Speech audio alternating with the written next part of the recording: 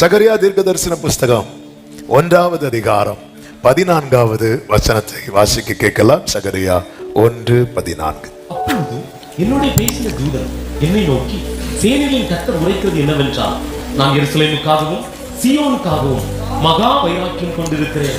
ஹalleluya. நான் மகா வைராக்கியம் கொண்டிருக்கிறேன். வைராக்கியம்ங்கிற வார்த்தைக்கு இன்னொரு மீனிங் உண்டு. கோபத்துல சில வைராக்கியமா இருப்பாங்க. ஆமென். வைராக்கியங்கிற வேர்டு மலையாளத்தில் யூஸ் பண்றதே அந்த கோபத்துல. ஆனா இங்கே சொல்லப்பட்டிருக்கிற வார்த்தை என்பது பாச மிகுதியில சொல்லப்பட்டது. ஆம், எருசலேமுக்காக நான் தெரிந்து கொண்ட எருசலேம், தெரிந்து கொண்ட சீயோனுக்காக. இதனால கர்த்தர் என்ன செய்கிறார் அப்படின்னா, கர்த்தர் பேசுகிறார், தீர்க்கதரிசிகளை கொண்டு பேசுகிறார். என்ன பேசுகிறார்? நீங்கள் என்னிடத்தில் திரும்புங்கள் அப்படிங்கிறார். 3வது வசனத்திலே, நீங்கள் என்னிடத்தில் திரும்புங்கள், அப்பொழுது நான் உங்களிடத்துக்கு திரும்புவேன். அதாவது ஒன்றை புரிந்து கொள்ளுங்கள், ஆண்டவர் நம்ம பக்கம் திரும்பிட்டார்னாலே நம்ம எல்லா பிரச்சனையுமே சால்வ் ஆயிரும். ஒரு ஆமென் சொல்லுங்க பார்க்கலாம். எல்லா பிரச்சனைக்கும் சொல்யூஷன் என்ன அப்படின்னா அவருடைய முகத்தின் ஒளிதான். அதனாலதான் ஆசாரியர்கள் அன்றெல்லாம் ஆசரிப்பு கூடாரத்தில் வர்ஷிப் பண்ணிட்டு ஆசீர்வதிக்க வரும்போது எப்படி பிளஸ் பண்ணுவாங்கன்னா, கர்த்தர் தமது முகத்தின் ஒளியை உங்கள் மேல் பிரகாசிக்க பண்ணுவார். கர்த்தர் ஏன் முகத்தை திரும்பிட்டார் அப்படின்னா, ஆண்டவர் சொல்ல, நீ திரும்பிட்ட, நீ முகத்தை காட்டுவதற்கு பதில் முதுகை காட்டி விட்டாய், அதனால எனக்கு கோபம் வந்துச்சு. அந்த கோபத்தின் விளைவுதான் இமைப்பொழுது என் முகத்தை மறைத்தேன், அற்ப காலம் மூண்ட கோபத்தினாலே. அதனால நீ எப்படி ஆயிட்டேனா, சிறுமைப்பட்டவளே, பெருங்காற்றில் அடிப்பட்டவளே, தெற்றவட்டவளே. இவன் பார்க்கிறவங்க அவன் சீயோ எருசலேம் எப்படி ஆயிட்டான், பாழாயிற்று, அது மனாந்தரமாயிற்று. ஏசாயா ஆமென் 64வது அதிகாரம் அதனுடைய கடைசி வசனத்திலே சொல்லப்பட்டிருக்கிறது அல்லவா, கர்த்தருக்கு மகிமை உண்டாவதாக. அதனுடைய 11வது வசனம், எங்கள் பிதாக்கள் உம்மை துதித்து 10ல இருந்து வாசிங்க. உமது பரிசுத்த பட்டணங்கள் வனாந்தரமாயிற்று. ஏன் இந்த பாழானது, ஏன் வனாந்தரம் ஆயிற்று, ஏன் ஒண்ணுமே இல்லாம ஆயிற்று அப்படின்னா, கர்த்தர் முகத்தை திருப்பிட்டார். கர்த்தர் சொல்றது, நீ மட்டும் என்கிட்ட திரும்பிட்டேன்னு வச்சுக்கோ, நானும் உன்னிடத்தில் திரும்புவேன் என்று கர்த்தர் சொல்லுகிறார். இந்த தேவனிடத்தில் திரும்புகிறது என்பதற்கு பெஸ்ட் எக்ஸாம்பிள் தான் அந்த இளையகுமாரன் தன் தகப்பனிடத்தில் வருவது. ஆமென். தன் தகப்பனிடத்தில் வருவது.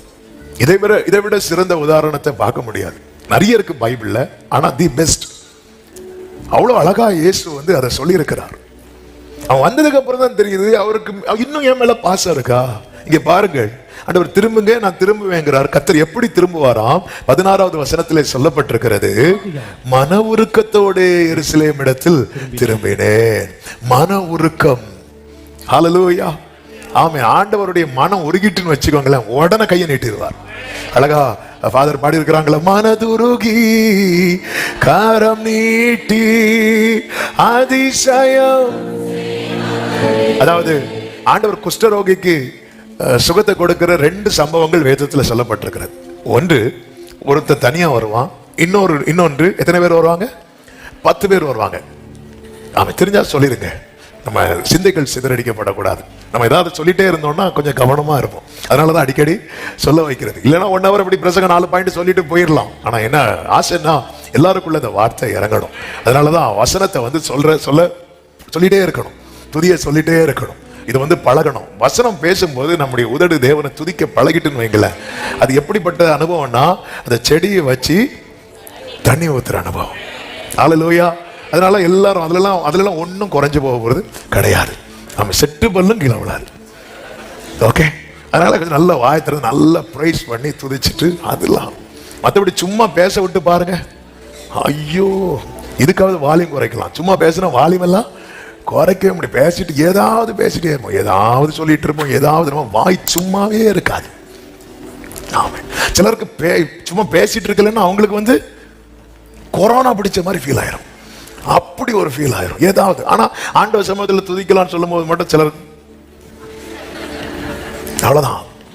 இல்ல அதெல்லாம் வந்து ஆமாம், ஆண்டவர் வந்து என்னை கனம் பண்ணுகிறவர்களே சிறு பிள்ளை போல மாறி நம்முடைய உதவி துதிக்கணும். வசனத்தை சொன்னா சொல்லிடணும். அதில் சில காரியத்தெல்லாம் ரிப்பீட் பண்ணி சொல்ல வைக்கிறது என்ன அப்படின்னா, அது நம்முடைய இருதயத்துக்குள்ள ஆழமா இறங்குறதற்காக. ஆமென் சொல்லுங்க பார்க்கலாம். எல்லாரும் ஹல்லேலூயா சொல்லுவோம். ஆமென். எப்படிதான் இருக்கணும். ஆமென். அவன் கடைசியா எப்ப சத்தம் போடுவானா, என் ஆத்மாவே கர்த்தரை ஸ்தோத்திரி, அவர் செய்த சகல உபகாரங்களையும். இல்ல எப்பவுமே அப்படி இருக்கணும். அதுல அந்த சிறியோர் பெரியோர் அப்படி இல்லாம அந்த கர்த்தருக்குள்ள ஒண்ணா ஆண்டவர் பிரைஸ் பண்ணிட்டு, அவரு சீயோனிலே உமக்காக துதியானது அமைந்து காத்திருக்கிறது. அது எப்படா துதிக்க ஒரு சான்ஸ் கிடைக்கும். இதான் சீயோன். தெரிந்தெடுக்கப்பட்ட சீயோனுடைய அடையாளமே என்ன தெரியுமா? துதி. சொல்லுங்க, துதி. அழகா ஃபாதர் படிக்கிறாங்க, துதி எடுத்தால் சாத்தான் ஓடு. டிசம்பர் ஆனா துதி எடுக்கிறது மைண்ட்ல இருக்கிறது, துணி எடுக்கிறதா மைண்ட்ல இருக்கும். துதி எடுத்தால் சாத்தான் ஓடுவா. துதிக்கணும், நல்லா துதிக்கணும். ஆமென். கர்த்தருக்கு மகிமை உண்டாவதாக. ஆமென். இங்க பாருங்க, மன உருக்கத்தோடு திரும்பினேன். அப்ப ஆண்டவர் அந்த உருக்கத்தெல்லாம் அடக்கி வச்சிட்டு இருக்கிறார். ஆண்டவர் நீ மட்டும் கொஞ்சம் திரும்பி பாரு. அவன் இப்படி மன உருக்கத்தோடு அந்த தகப்பன் திரும்பும் போது இளையகுமாரன் என்ன நினைச்சிருப்பான் தெரியுமா? ச்சே, நான் லேட் பண்ணிட்டேனே. இன்னைக்கும் என் வாழ்க்கையில நான் ஃபீல் பண்ணக்கூடிய ஒரு சில காரியங்கள் உண்டு, எல்லாம் சொல்ல முடியாது. அதுல ஒரு காரியம் என்ன அப்படின்னா, நான் டிலே பண்ணிட்டேனே, லேட் பண்ணிட்டேனே. இன்னைக்கும் ஒரு சில காரியங்கள் மனதுல சிலதை நினைச்சு அப்படி ஃபீல் பண்ணுவோம். அதுல ஒண்ணு என்ன அப்படின்னா, நான் லேட் பண்ணிட்டேனே. அன்பரே நீரே என்னை நேசித்தீர், நீரே என்னை தேடி வந்தீர், குறைகள் நிறைந்த என்னை. அன்பரே நீரே என்னை நேசித்தீர், நீரே என்னை தேடி வந்தீர், நன்றியின் மறந்த என்னை. திரும்பினதும் அந்த இளையகுமாரன், மகனே வாடா, நல்லா இருக்கியா, ட்ரெஸ் எல்லாம் மாத்திட்டு வா, இப்படி சொன்னாலே அவனுக்கு பெரிய விஷயம். இப்படி சொன்னாலே அவனுக்கு பெரிய விஷயம். ஆனா சொல்லலாம் ரெண்டாவது, முதல்ல கட்டி பிடித்து. அதுவும் எதை கட்டி பிடித்தாரா? கழுத்தை. ஆமென். ஏன்னா இந்த கழுத்துல தான் என்ன இருந்துச்சு தெரியுமா? நுகம். எழுத்தின்படியா கண்ணுக்கு தெரியலனாலும் அவன் மேல ஒரு நுகம் இருந்துச்சு. உண்மையில நம்ம கழுத்து மேல என்னதான் இருக்கணும் தெரியுமா? அவருடைய கரம் இருக்கணும். ஹalleluya. நீ திரும்பிட்டேனா, நான் மன உருக்கத்தோடு எருசலேம் இடத்தில் திரும்பினேன். ஆண்டவர் அப்படி மன உருகி திரும்பிட்டாலே அடுத்து என்ன நடக்கும் தெரியுமா? என் ஆலயம் அதிலே கட்டப்படும், பாழானது பயிர் நிலமாய் மாறும். ஆமென். இடிக்கப்பட்டது மீண்டும் கட்டி எழுப்பப்படும். ஆமென். சொல்லுங்க பார்க்கலாம். கர்த்தருக்கு மகிமை உண்டாவதாக. அதற்காக கர்த்தர் என்ன செய்வாரா? அந்த வசனத்தை வாசியுங்கள். எருசலேமின் மேல் அளவு நூல் பிடிக்கப்படும் என்று சேனையின் கர்த்தர் சொல்லுகிறார் என்று கூறுகிறார். சொல்லு, அளவு நூல். அவர் நூலை கையில் எடுத்துட்டார். எல்லாரும் சொல்லுங்க, அளவு நூல். பைபிள்ல அளவு நூல், தூக்கு நூல்லாம் நிறைய வரும். அதுல கோபத்துல நூல் எடுக்கிறது உண்டு. கோபத்துல நூல் எடுக்கிறது அப்படின்னா, இந்த கிருபையெல்லாம் கொஞ்சம் மாத்தி வச்சுட்டு உள்ளபடி இருக்கிறபடி உள்ளபடி அளந்து செய்வோம் அப்படின்னு நூல் எடுப்பார் பாருங்க. அதுதான் ரொம்ப டேஞ்சர். அப்படி நூல் எடுத்தார். அக்கிரமத்தை விசாரிக்க போனார் சோதோமுக்கு. நூல் எடுத்தார் பாருங்க, உள்ளபடி. அந்த இடத்துல இரக்கம் கிருபை ஒண்ணுமே பாராட்டல, லோத்துக்கு மட்டும் பாராட்டினார். மீது எல்லாமே. அதான் ஆமோஸ் தீர்க்கதரிசன புஸ்தகம் 7வது அதிகாரம் அதனுடைய 8வது வசனத்திலே சொல்லப்பட்டிருக்கிறது. கர்த்தரை நோக்கி, ஆமோஸின் என்னத்தை காண்கிறாய் என்றார். தூக்கு நூலை காண்கிறேன் என்றேன். அப்பொழுது ஆண்டவர், இதோ இஸ்ரவேலிலும் என் ஜனத்தின் நடுவே தூக்கு நூலை விடுவேன், இனி அவர்களை மன்னிக்க மாட்டேன். தூக்கு நூலை விட்டுட்டேனா இனி அவர்களை, இது புரியும்படி சொல்லணும்னா, அந்த பிரமாணத்தின்படி. ஃபார் எக்ஸாம்பிள், ஒரு பாவத்தில் பிடிக்கப்பட்ட ஸ்திரியை இயேசுவுக்கு முன்பாக கொண்டு வந்து நிறுத்துவாங்க. பின்னாடி அவளுக்கு பின்னாடி நிக்கிற எல்லாருமே இந்த பிரமாணம் என்கிற தூக்கு நூலை கையில் எடுத்துட்டாங்க. பிரமாணம் என்கிற தூக்கு நூலை கையில் எடுத்த போது அவன் மேல என்னதான் எரியணும்? கல் எறியணும். ஆனா அந்த இடத்துல இயேசு பிரமாணம் என்கிற தூக்கு நூலை கையில் எடுக்கல. அவர் மட்டும் எடுத்திருந்தா முதல் கல்லு யார் தான் எரிந்திருப்பா தெரியுமா? அவர் தான் எரிந்திருப்பா. ஆனா அந்த இடத்துல அவர் கிருபையை காண்பிக்கிறார், இரக்கத்தை காண்பிக்கிறார். அவர் எடுக்கல அந்த தூக்கு நூலை. அவர் இப்பொழுது இந்த ஆமோஸ் 7:8 சொல்லப்பட்டிருக்கிறது, நான் இஸ்ரவேலும் என் ஜனத்தின் நடுவே தூக்கு நூலை அப்படி விடுவேன், இனி அவர்களை மன்னிக்க மாட்டேன். இது கோபத்தினால். காரணம், பொறுத்து அவர் இளைத்து போய். புலம்பல் 2:8 சொல்லப்பட்டிருக்கிறது, கர்த்தர் சீயோன் குமாரத்தின் அலங்கத்தை நிர்மூலமாக்க நினைத்தார், நூலை போட்டார் என்று சொல்லப்பட்டிருக்கிறது. இது கோபத்துல. இந்த இடத்துல நிர்மூலமாக்க நினைத்தார், நூலை போட்டார் அப்படின்னா என்ன? உள்ளபடி செஞ்சிரும். தாவீது சொல்லுவார்ல, நீ அக்கிரமத்தை கவனித்திருப்பீரானால் யார் நிலை நிற்பான்? சபைக்கு ஆவியானவர் எச்சரிக்கிற காரியம் என்னவென்றால், இப்படி நம்ம மேல நூல் போற்றக்கூடாது.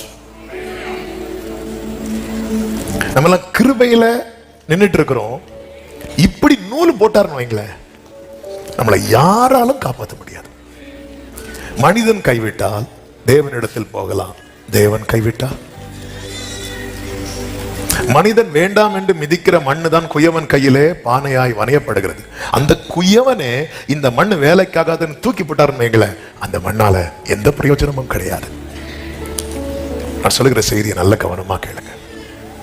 ஆனால் இங்கே அவர் நூலை போடுகிறது எதுக்கு தெரியுமா? அழிக்கிறதற்கல்ல, கட்டி எழுப்புவதற்கு.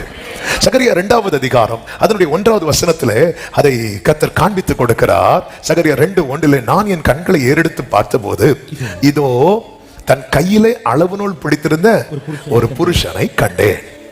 நீர் எவ்விடத்துக்கு போகிறீர் என்று கேட்டேன். அதற்கு அவர் சொல்றாரு, எருசலேமின் அகலம் இவ்வளவு என்றும் அதன் நீளம் இவ்வளவு என்றும் அறியும்படிக்கு அதை அளக்கிறதுக்கு போறேன். இப்ப அளக்கிறதுல 2 மேட்டர் இருக்கு. என்ன மேட்டர்னா, சிலர் அளந்தா குறையும். இப்போ சகரியா நின்றுட்டு இருக்கிறோம், ஐயோ இவர் அளக்க போறாரு, ஏற்கனவே பாழா கிடக்கு, ஏற்கனவே வனாந்திரமா இருக்கு, இவர் அளந்து என்னாக போகுதோ தெரியலையே இருக்கும் போது அளக்க போகிறேன் போகும்போது 3வது வசனத்துல, இதோ என்னோட பேசின தூதன் புறப்பட்ட போது வேறொரு தூதன் அவரை சந்திக்கும்படி புறப்பட்டு வந்தான். இவனை அவர் நோக்கி, நீ ஓடி போய் இந்த வாலிபனுக்கு சொல்ல வேண்டியது என்னவென்றால், எருசலேம் தன் நடுவிலே கூடும் மனுஷரின் திரளினாலும் மிருக ஜீவன்களின் திரளினாலும் மதில் இல்லாத பட்டணங்கள் போல வாசஸ்தலமாகும். அதன் அர்த்தம் என்ன தெரியுமா? கர்த்தர் வைராக்கியத்தோடு அளவு நூலை போடுவேன் சொல்றார் தெரியுமா? எதுக்கு தெரியுமா? எல்லையை சுருக்கிறதற்கல்ல, எல்லையை விரிவாக்குவதற்காக. எத்தனை பேர் இந்த பகல் வேளையில நம்புறீங்க, நான் கர்த்தரிடத்தில் திரும்புவேன், கர்த்தர் என்னிடத்தில் மனவுருக்கமாய் திரும்பி என் எல்லையை பெரிதாக்க போகிறார்? விசுவாசத்தோடு வலது கரத்தை உயர்த்தி சொல்லுங்க, கர்த்தர் என் எல்லையை விரிவாக்குவாராக, கர்த்தர் என் எல்லையை விரிவாக்குவாராக. ஆமென். பிரசங்கமா தயவு செய்து கேட்காதீங்க, பிரசங்கம் எல்லாம் பேசிக் கொண்டிருப்பது. ஆமென். எங்க வார்த்தைக்குள்ள வரணும். ஆமென். மீகா தீர்க்கதரிசன புஸ்தகம் 7:11 ஒரு வார்த்தை இருக்கிறது, உன் மதில்களை எடுப்பிக்கும் நாள் வருகிறது. எடுப்பிக்கும் நாள்ங்கிறது தப்பா புரிஞ்சுக்க கூடாது. அதாவது இதனுடைய அர்த்தம் என்னன்னா, இங்க பாரு, நீ ஏற்கனவே ஒரு மதில் போட்டிருக்க பாரு, அதை நான் எடுத்துட்டு தள்ளி போட போறேன். அப்பொழுது பிரமாணம் வெகு தூரம் பரவி போகும், பரவி போகும். ஆமென். ஆண்டவர் மன உருக்கத்தோடு யாரிடமாய் திரும்புகிறாரோ அவர்கள் வாழ்க்கையில ஒரு விரிவாக்கம் உண்டாகும். இந்த பகல் வேளையில நம்புறவங்க மட்டும் சத்தமா ஆமென் சொல்லுங்க. காரணம், ஆமென். அளக்கும்படி ஒரு தூதன் போகும்போது இவன் பார்த்து கொண்டிருக்கிறான், என்ன ஆக போகுதோ தெரியல, என்ன ஆக போகுதோ தெரியல இருக்கும் போது வேறொரு தூதன் வேகமா வந்து, ஹே, அவர் அளக்கிறார்ல, ஒரு பெரிய விரிவு, ஒரு எக்ஸ்டென்ஷன் உண்டாக போகிறது. ஆமென். நம்முடைய வாழ்க்கையில, நம்முடைய மன நிலையில, நம்முடைய இருதயத்துல, நம்ம குடும்பத்துல, நம்முடைய சபையில கர்த்தர் ஒரு விரிவாக்கத்தை, கர்த்தர் ஒரு விரிவாக்கத்தை, உடா ரபா சந்தரபா, உடா ரபா கலரா, ஜீசஸ், ஜீசஸ். அது எப்படி இருக்குமா? மதில் இல்லாத. அதன் அர்த்தம் என்ன? ஒரு லெவல் தாண்டி போகும்போது நம்மளால அடைக்க முடியாது. பேச பேச உங்களுக்கு இது புரிய வரும். ஒரு லிமிட் வரதா, ஒரு லிமிட் வரதா உங்களால உங்களை காக்க முடியும். கொரோனா வந்துச்சுல, கொரோனால இருந்து பாதுகாக்க நம்ம என்னெல்லாம் ஆயுதங்களை கையில் எடுத்தோம்? மாஸ்க் எடுத்தோம். மாஸ்க் போட்டு எனக்கு கொரோனாவே வரலன்னு எத்தனை பேர் சொல்ல முடியும்? ஒரு டாக்டர் பார்க்கக்கூடிய சூழ்நிலை வந்துச்சு. அவர் பேசும்போது சொன்னார், பாஸ்டர், நான் அங்கெங்கேயும் போயிட்டு வரேன், எனக்கு கொரோனா வரல. எங்க அப்பா எங்கேயுமே போக மாட்டாரு, மாஸ்க் போட்டுட்டு தான் ஃபுல்லா இருப்பாரு, அவருக்கு கோவிட் வந்துட்டு. மாஸ்க் போட்டு கொஞ்சம் நம்மளை பாதுகாத்தோம், ஃபுல்லா இல்ல. நம்மளால ஒரு லிமிட்டுக்கு மேல காக்க முடியாது. ஒரு லிமிட் வரதான். நம்மை பாதுகாப்பது என்பதே அது ஒரு சரியான சொல்லு கிடையாது. கர்த்தர் காவாராகில் இல்ல. ஆனா நம்ம விழித்திருக்கிறோம்ல, நம்ம சில காரியங்களை செய்யறோம்ல. ஆனா அது நமக்கு இவ்வளவுதான் முடியும். அதை தாண்டி போகும்போது அது மதில் இல்லாத பட்டணம் போலதான் இருக்கும்.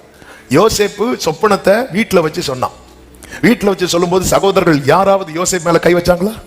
இல்ல. ஏன் வைக்கல? அப்பா இருந்தார். அதே யோசேப்பு வெளியே மாட்டினானா? கை வச்சாங்களா இல்லையா? அப்ப தகப்பனால யோசேப்பை வந்து எதுவரைதான் பாதுகாக்க முடிஞ்சது? ஒரு லிமிட் தான். அந்த லிமிட் தாண்டும் போது யோசேப்பு யாரு? யோசேப்பு கனித்தருஞ்செடி. அவன் கொடி வந்து சுவர் மேல படரும். அவன் சுவர் மேல படற கொடியை வந்து யாக்கோவே நீ மதில் கட்டி காக்க முடியாது. சுவர் மேல படறதுன்னு அர்த்தம் என்ன? நம்ம காம்பவுண்ட்ல ஒரு செடி நிக்குதுன்னு வைங்கள, அது சுவருக்கு உள்ள நின்னா அதன் கனியை நம்ம மட்டும் புசிப்போம். அதே செடி படர்ந்து சுவருக்கு வெளியே போயிட்டு வைங்கள, வழியில நடக்கிறவங்க எல்லாம் ஒவ்வொரு பழமா. அதன் அர்த்தம் என்ன? கர்த்தர் உன்னை கனித்தரும் செடியா வைத்திருக்கிறார்னா நீ குறுகி போக மாட்ட, நீ படர்ந்துதான் போவ, நீ பெருகிதான் போவ. அப்பொழுது உன்னால மதில் கட்ட முடியாது. ஆண்டவரே, ஆமே, மனுஷருடைய திரளினாலும் மிருக ஜீவனின் திரளினாலும் அது நல்லாதான் இருக்குப்பா, ஆனா மதில் இல்லாத பட்டணம் சொல்லும் போதுதான்ப்பா கொஞ்சம் வலிக்குது. அப்படி சொல்லும் போதுதான் கர்த்தர் சொல்லுகிறார் 5வது வசனத்துல, நான் அதற்கு சுற்றிலும் அக்கினி மதிலா இருந்து அதன் நடுவில் மகிமையா இருப்பேன் என்று கர்த்தர் சொல்லுகிறார். நான் அதற்கு சுற்றிலும் அக்கினி மதிலா, அக்கினியின் மதிலாக அன்பரே என்னை காத்திடு. கைகளை உயர்த்தி, அக்கினியின் மதிலாக உடரபா சந்தரபல பலபலரதர காத்திடுமே. ஆமென். நான் அதற்கு சுற்றிலும். ஆண்டவரே, இந்த எருசலேமை நீர் கட்டும் போது ஆண்டவரே, முதல்ல ஆண்டவர் எனக்கு நீர் மதிலா இருக்கணும். மதில கர்த்தர் மதிலா இருந்தால் சத்துருவுக்கு நெருங்க முடியும். அதுவும் எப்படிப்பட்ட மதிலா? அக்கினி மதில். எரிகோவை பிடிக்க யோசுவா ஜனங்கள் வராங்க.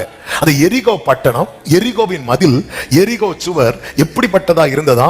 ஒருவராலும் உள்ளே போகவும் முடியாது, வெளியே வரவும் முடியாது. இது கட்டினது யாரு? எரிகோ மதிலையும் பட்டணத்தை கட்டினது யாரு? தூதர்களா? யார் கட்டினா? யார் கட்டினா? மனிதர்கள். எரிகோ பட்டணத்தார்.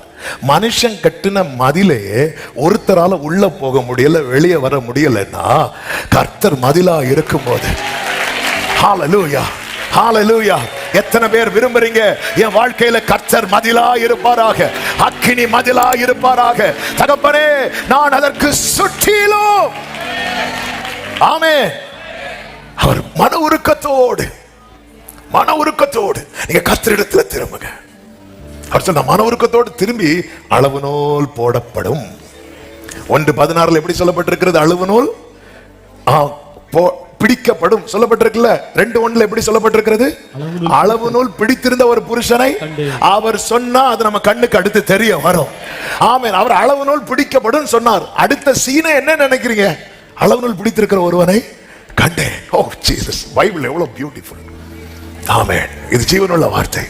அளவு நூல் பிடிக்கப்படும் சொன்னார். என்னைக்கு பிடிக்க போறாரோ திரும்பி வந்தா இங்க ஒரு தூதன் அளவு நூலை பிடிச்சிட்டு இருக்கிறான். என்னங்க செய்ய போறீங்க? அளக்க போறேன். அளந்து சுருக்க போறீங்களா? இல்ல, அளந்து வலப்பக்கத்திலும் இடப்பக்கத்திலும் இடம் கொண்டு பெருகும்படிக்கு நான் விரிவாக்க போறேன். ஆண்டவரே, அப்படி விரிவாச்சிட்டீங்கன்னா எங்களுக்கு மதில் கட்ட முடியாதுப்பா.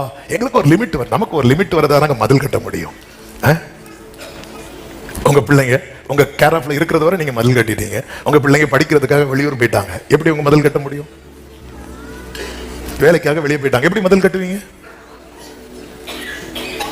ஆமென். ஹல்லேலூயா. நாம கட்டுற மதிலுக்குள்ள ஒரு லிமிட் வரதான். அதை தாண்டி வெளியே போனா எப்படி மதில் கட்ட முடியும்? கட்ட முடியுமா? இங்க இருந்தே கட்ட ஆரம்பிச்சிருங்களா? நீங்க இங்க இருக்கிறீங்க, உங்க பிள்ளை சென்னையில இருக்குன்னு வைங்களேன், எப்படி மதில் கட்டுவீங்க? சான்ஸ் இல்ல. அதான் மதில் இல்லாத பட்டணம். உண்மையிலே கர்த்தர் காவாராகில், கர்த்தர் காவாராகில். ஒரு தேவ பிள்ளை புரிந்து கொள்ள வேண்டும். என் வாழ்க்கையில் இந்த மதில் இல்லைங்கிற நிலைமை வரும்போது, எருசலேமின் அலங்கம் இடிக்கப்பட்டது. எல்லாரும் அழல, ஒரே ஒருத்தர் அழுதான், ஒரே ஒருவன் அழுதான். இன்னைக்கு காலை ஆராதனை முடிகிற செய்தி முடிகிற ஜெப வேளையில் ஆவியானவர் இந்த வார்த்தையை பாரமா இறக்கினார். ஆண்டவர் சொல்ல வைத்தார். ஆமே, ஒருவனுடைய கண்ணீர் அவருக்கு போதும். இடிந்த மதில் திரும்ப கட்ட நீ குடும்பமா அழணும்னு அவசியம் இல்ல. உன் ஒருவனுடைய கண்ணீர், ஒருவனுடைய கண்ணீர் போதும். எருசலேம் அலங்கத்தை கட்டுறதுக்கு நிறைய பேர் வந்தாங்க, ஆனா உட்கார்ந்து அழுதது ஒருத்தன் தான். நெகமியா கூட அழுறதுக்கு யாரும் கிடையாது, ஆனா கெட்டணும்னு வரும்போது 10 பேர் ஜாயின் பண்ணிட்டான். ஆமென். கெட்டணும்னு அலங்கத்தை கட்ட 10 பேர் வந்துட்டான், அலங்கரத்தை பிரதிஷ்டை பண்ண 100 பேர் வந்துட்டான். ஆமென். ஆனா உட்கார்ந்து அழ. ஒருவேளை நினைக்கலாம், என் புருஷன் என் கூட அழ மாட்டேங்கிறார், என் மனைவி என் கூட அழல. கர்த்தர் சொல்றார், ஒரு மனிதனுடைய கண்ணீர் ஒரு பட்டணத்தின் அலங்கத்தையே திரும்ப எழுப்பும்னா உன்னுடைய கண்ணீர் உன் குடும்பத்தின். ஆமென். நல்ல கரங்களை தட்டி அக்கினியே மதிலாக அன்பரே என்னை காத்திடுவே. பட்டணத்தை கட்ட 1000 பேர் எழும்பினாலும் அழுகிறவன் மேலதான் கர்த்தருடைய தயவுள்ள கரம் நன்மையா இருக்கும். அழுகிறவன் மேலதான். உங்க குடும்பத்துல பட்டணம் இடிக்கப்பட்ட நிலையில் இருக்கிறதா? உங்க வாழ்க்கையில பட்டணம் இடிக்கப்பட்ட நிலையில் இருக்கிறதா? கர்த்தர் பாரப்படுத்துறாருன்னா உட்கார்ந்து அழுதுருங்க. அது எங்க வீட்டுல அவர் அழுவார், இவங்க அழுவாங்க. இல்ல இல்ல இல்ல இல்ல, அவருடைய கண்ணீர், சிலருடைய கண்ணீர் வற்றி போய் விட்டதே. சிலருடைய கண்களில் கண்ணீர் இல்லை. அவர்கள் பல காரியத்துக்காக ஆண்டவர் அவர்களை அள வைத்திருப்பார். இப்பொழுது அவர்கள் கண்களில் கண்ணீர் இல்லை, அழ நினைத்தாலும் அழ முடியவில்லை. ஆமா, நீங்க நினைக்கலாம், நான் மட்டும் எப்படி ஆண்டவரே, நான் எப்படி ஆண்டவரே. ஒரு மனிதன் ராஜாவுக்கு பான பாத்திரம் காரன் திராட்சரசம் ஊற்றி கொடுக்கிறவன் அவன் ராஜா அல்ல, ராஜபுத்திரனும் அல்ல. அரண்மனையில திராட்சரசம் ஊற்றி கொடுக்கிறவன், ஆனா அவன் கண்ணீர் இருக்கு தெரியுமா? கண்ணீர். ஒரு பட்டணத்தின் மதில 52 நாளைக்குள்ள திரும்ப எழுப்ப வைச்சது, அதில் திறப்பு இல்லை. Glory. 1வது அதிகாரத்துல நெகமியா உட்கார்ந்து அழுதா. நெகமியா 1:4 வாசிங்க. நெகமியா 1:4. இந்த வார்த்தைகளை கேட்டபோது நாங்கள் என்று அல்ல, நான் அழுறதுக்கு துணை தேடாதீங்க, அழுறதுக்கு துணை தேடாதீங்க. ஆனா ஒரு காரியம் சொல்றேன், நீங்க அவர் சமூகத்துல உட்கார்ந்து அழுதா நீங்க எழும்பும் போது வெயிட்டா தான் எழும்புவீங்க. என்ன வெயிட் தெரியுமா? கை மேல இருக்கும், கரம் மேல இருக்கும், கர்த்தருடைய கரம் மேல இருக்கும். இயேசுவின் நாமத்திலே உத்தரவாதம் எடுக்கிறவர்களுக்காக நான் கர்த்தரை ஸ்தோத்திரிக்கிறேன். குடும்பத்துக்காக உத்தரவாதம் எடுக்கிறவர்கள், தலைமுறைக்காக உத்தரவாதம் எடுக்கிறவர்கள், ஆமென் சொல்லுங்க பார்க்கலாம். கர்த்தருடைய கரம். 1:4 நான் உட்கார்ந்து அவ்வளவுதான். அழுறதுக்கெல்லாம் கம்பெனி வர மாட்டாங்க. வீட்டுல ஒரு ஃபங்க்ஷன் வைங்க, 100 பேர் வருவாங்க, 1000 பேர் வருவாங்க. ஆமே, அழுறதுக்கெல்லாம் கம்பெனி வர மாட்டாங்க. ஆனா அந்த ஒரு மனுஷனை வச்சு 4 சென்ட்டுக்கு காம்பவுண்ட் கட்டுற மேட்டர் இல்ல. ஒரு பட்டணத்துக்கு 6:1 வாசிங்க. நெகமியா 6:1. நான் அலங்கத்தை கட்டி முடிக்கிறேன். நான் அலங்கத்தை கட்டி முடிக்கிறேன். Glory. Jesus. அப்படிதான் ஆண்டவர் எழுத வைப்பார். அலங்கத்தை கட்டினது நெகமியா மட்டும் இல்ல, நெகமியா மட்டும் இல்ல, நிறைய பேர் ஜாயின் பண்ணிட்டாங்க. ஒவ்வொரு ஏரியால கொஞ்சம் பேரா நின்று கட்டிட்டு இருக்கிறாங்க. ஆனா கர்த்தருடைய பார்வையில எப்படி தெரியுமா இருக்கும்? நெகமியா தான் கட்டுறான். அழுகிறவன் தான் குடும்பத்தை கட்டுவான். அழுகிறவன். நான் அலங்கத்தை கட்டி முடித்ததை அடுத்த வார்த்தை, இனி அதிலே திறப்பு ஒன்றும் இல்லை என்பதை சன்பலாத்தும் தொபியாவும் அரபியனான கேஷியமும் எங்களுக்கு உண்டாயிருந்த மற்ற பகைஞரும் கேள்விப்பட்டார்கள். எல்லாருக்கும் தெரிய வரும், எல்லாருக்கும் தெரியும். எல்லாருக்கும் இதுவரை என்ன கொண்டாடிட்டு இருந்தாங்க தெரியுமா? இந்த எருசலேமின் பட்டணம் தீக்கிரையாகிவிட்டது. இனி பட்டணம் இது மதில் இல்லை. இப்பொழுது ஒருவன் வருகிறான். என்ன இவன் யாருப்பா? ராஜாவுக்கு திராட்சரசம் கொடுத்தவன். கையில ஏதோ ஒரு கடிதத்தை வச்சிருக்கிறான், ஏதோ ஒரு வாக்குத்தத்தோன்னு ஒண்ணு வச்சிருக்கிறான். ஆனா அதுல முத்திரை போடப்பட்டிருக்கிறது. ஆமென். அவனுடைய கண்ணீர் வீண் போகவில்லை. உங்க குடும்பத்துக்காக, உங்க தலைமுறைக்காக நீங்கள் வடிக்கிற கண்ணீர் வீண் போகாது. ஆமென் சொல்லுங்க பார்க்கலாம். அக்கினி மதிலாய். கர்த்தர் மதிலா இருந்தால் நல்ல கவனிங்க. ஒன்று, பாவம் நெருங்க விட மாட்டார். பாவம் நெருங்காது. எதுக்கு இது சொல்றேன்னா, இன்னைக்கு நம்ம லைஃப்ல பாவம் நெருங்குதுன்னா நம்முடைய மதில்ல பிரச்சனை வந்துட்டுன்னு அர்த்தம். ஆமா, நீங்க கையெல்லாம் தூக்க வேண்டாம். ஆனா நீங்க உங்களை கேட்கணும், இவன் பாவம் உங்களை நெருங்கும், ஆனா பாவம் உங்களை தொடுதா அப்படின்னாலே நமக்கு மதில்ல பிரச்சனை வந்துட்டு. சோதோம் பட்டணத்திலே கர்த்தருடைய தூதர்கள் போறாங்க. லோத்து அவர்களை வருந்தி அழைக்கிறான். இந்த லோத்து தெரியாம சோதோம்ல மாட்டிட்டு இருக்கிறான். வேதம் சொல்லுகிறது, நாள்தோறும் அவன் வாதிக்கப்பட்டு கொண்டே இருந்தான். இப்பொழுது கர்த்தர் தம்முடைய தூதர்களை அனுப்புகிறார். லோத்து வருந்தி அழைக்கிறான். இப்ப லோத்தின் வீட்டுக்குள்ளே அவர் இருக்கிறார். இந்த நேரத்தில் தான் சோதம் பட்டணத்தார் என்ன பண்றாங்கன்னா, லோத்தின் வீட்டை நெருக்கினார்கள். நெருக்கி எதை உடைக்க முற்பட்டார்கள் தெரியுமா? கதவை உடைக்க. நம்ம நிறைய கதவு போட்டிருக்கிறோம். நம்மளே சில தீர்மானம் என்கிற கதவை போட்டு இது இதெல்லாம் வரக்கூடாதுமோ. ஒரு நாள் ஓகே ஆகும். சண்டே அந்த கதவு ஸ்ட்ராங்கா இருக்கும், மண்டே கதவு உடையும். ஒரு காத்து அடிக்கும், கதவு உடைக்க. இப்படி எத்தனை கதவு நாம போட்ட கதவு, இனி இது கிடையாது, இனி இது கிடையாது, இது வேண்டாம், நாமளா ஒரு கதவு போடுவோம், அதை உடைச்சிட்டு உள்ள பாவம் வருது. இங்கே அது போலதான் ஆதியாகமம் 19வது அதிகாரம் 9வது வசனத்தில் சொல்லப்பட்டிருக்கிறது. லோத்து என்பவனை மிகவும் நெருக்கி கதவை உடைக்க கிட்டினார்கள். அப்பொழுது அந்த புருஷர்கள் தங்கள் கைகளை வெளியே நீட்டி லோத்தை தங்கள் அண்டைக்கு வீட்டுக்குள் இழுத்து கொண்டு கதவை பூட்டி, அடுத்து என்ன பண்ணார் தெரியுமா? அந்த சோதம் பட்டணத்தார்கள் என்ன கொடுத்தார்? குருட்டாட்டம் பிடிக்க பண்ணார். அவங்க கடைசி வரை அதுக்கப்புறம் யாரை பார்க்கல? லோத்தை பார்க்கல. இதான் அவருடைய பாதுகாப்புக்குள்ள இருக்கிறவனுடைய விசேஷம். அவனை நெருங்கி நிக்கிற பாவம் இருக்குல்ல, அவர் பாதுகாப்பு. கடைசி அவர் லோத்தை நெருக்கி கதவை உடைக்க வராங்க. கர்த்தர் அந்த கண்ணை குருடாக்கிட்டான். பாவம் நம் கண்ணை குருடாக்க கூடாது, நாம் பாவத்தின் கண்ணை குருடாக்கணும். இன்னைக்கு பாவம் நம்ம கண்ணை குருடாக்குது. சிம்சோனே, உன் விஷயம் எங்க? பாவம் குருடாக்கிட்டு. கர்த்தர் அக்கினி தீயோட விளையாடலாமா? அக்கினி கூட விளையாடலாமா?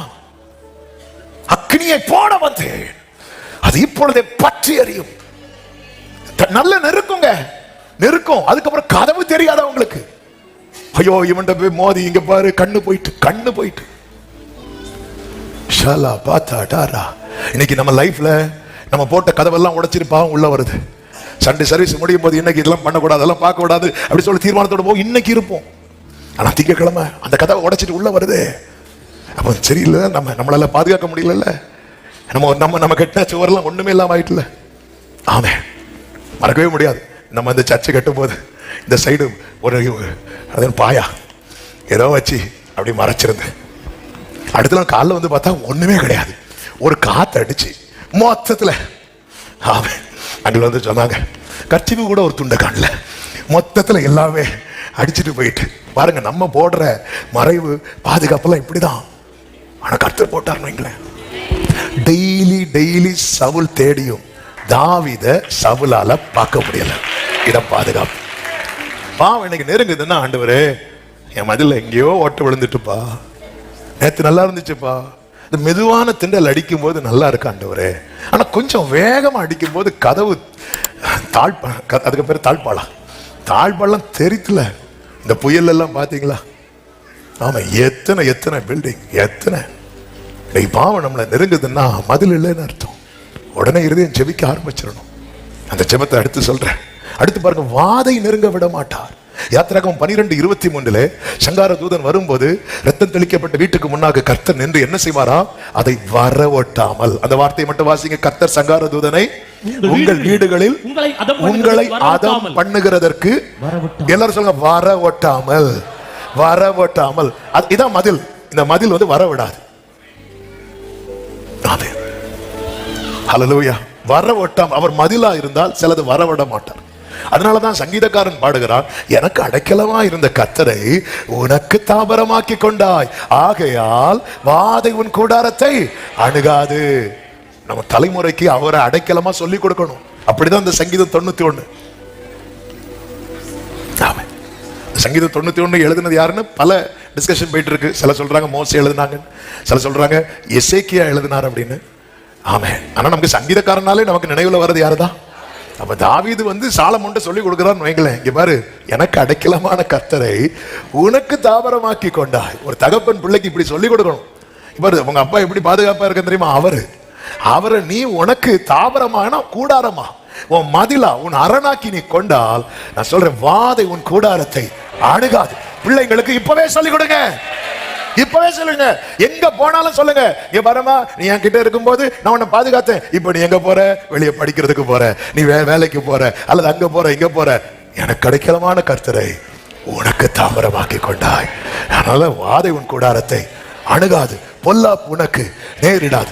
உன் வழிகளில் எல்லாம் உன்னை காக்கும்படிக்கு உனக்காக தம்முடைய தூதர்களுக்கு. ஹல்லேலூயா. அவர்தான் மறைவிடம், பாதை அணுகாது. மூன்றாவது, சத்துருவை நெருங்க விட மாட்டார். யாத்திராகமம் 14வது அதிகாரம் 19-20 வசனங்களை நீங்க பாத்தீங்கன்னா தெரியும். மேகஸ்தம்பம் விலகி 2 சேனைக்கு நடுவாக நின்று அவர்கள் ஒன்றோடு ஒன்று சேராமல். அது எந்த வசனம்? 20வது வசனம். சேர விடல. எல்லாரும் சொல்லுங்க இந்த வார்த்தையை சத்தமா சொல்லுங்க. சேர விடல. சேர்ந்தா என்ன ஆயிரும்? அவ்வளவுதான், சத்துருவின் கை ஓங்கிரும். சேர விடல. சிலது மோதி அடிக்கும் பாருங்க, மதில் இருக்கும், மறைவு இருக்கும். சேர விடல. வர விட மாட்டார், சேர விட மாட்டார், தொட விட மாட்டார். அவர் அக்கினி மதிலா இருந்தா பாவத்தை தொட விட மாட்டார், வாதையை வரவிட மாட்டார். ஆமே, சத்ருவை சேர விட மாட்டார். க்ளோரி. எனக்கு அவர் மதிலா இருக்கணும். கைகளை உயர்த்தி ஆமேன்னு சொல்லுங்க பார்க்கலாம். எனக்கு அவர் மதிலா இருக்கணும். குடும்பத்துக்கு அவர் மதிலா இருக்கணும். சபைக்கு அவர் மதிலா இருக்கணும். அக்கினியின் மதிலாக அன்பரே என்னை காத்திடுமே. க்ளோரி. அக்கினியின் மதிலாக உடரபா சந்தரபா லகதரபா என்னை காத்திடுமே. ஆமென். ஆனால் தாவீது வாழ்க்கையில் ஒரு பாவம் வந்து அவனை டச் பண்ணுது. தேவனை அதிகமாய் அரண் கோட்டை அடைக்கலாம் அப்படின்னு பாடினதே யார் அப்படின்னா தாவீது. இந்த தாவீதின் வாழ்க்கையில இந்த பாவம் வந்து தொட்டுச்சு. தொட்டதும் தாவீது ஒரு ஜெபம் பண்றார். என்ன ஜெபம்னா, சங்கீதம் 51 அதனுடைய 19வது வசனம் 18வது வசனம். சீயோனுக்கு உமது பிரியத்தின்படி நன்மை செய்யும் எருசலேமின் மதில்களை கட்டுவீராக. ஆண்டவரே, எங்கேயோ மதில் உடைஞ்சிட்டுப்பா, இல்லைன்னா இந்த பாவம் வந்திருக்காதே. ஆண்டவரே, மதிலை கட்டுங்கப்பா. எசாயா 49:16 என்று நினைக்கிறேன். என் உள்ளங்கைகளில் உன்னை வரைந்து வைத்திருக்கிறேன். என் மதில்கள் கரெக்டா ரெஃபரன்ஸ் 16. என் உள்ளங்கையில உன்னை வரைந்து வைத்திருக்கிறேன்.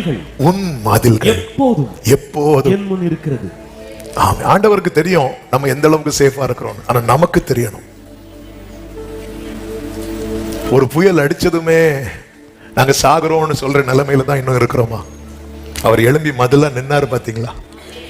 ஹல்லேலூயா. சூழ்நிலைகள் முடங்காத ஒரு மதிலாய் முடங்க விட மாட்டோம். நல்லதான் அக்கறைக்கு போகணும். போட்ல முதல்ல யாரையும் உட்கார்ந்தோம். ஆமே, வேற நீரே போதும் வேறே வேண்டாம் அப்படிதான் சொல்லி வந்தோம். ஆனா ஒரு புயல் அடிச்சதும், ஆண்டவரே நாங்க சாகுறோம் ஆண்டவர், உமக்கு கவலை இல்லை ஆண்டவர், ஏழைங்க அப்படி மதிலா நின்னாரு பாருங்க. படகு அக்கறை பிடித்தது. ஆமே, அவர் மதிலா அவர் படுத்திருந்தார் பாருங்க, படகு மூழ்க போகுது. அவர் எழும்பி மதிலாய் நிக்கிறார் பாருங்க, படகு அக்கறை பிடிக்கிறது. சூழ்நிலை தடுக்க முடியாது. இயேசு கெத்செமனே தோட்டத்தில் இருக்கும்போது சோல்ஜர்ஸ் வராங்க, எல்லாரும் மேல கைப்பட வரும்போது இயேசு நிக்கிறார். நான் தான், அவர்களை விட்டு விடுங்கள்.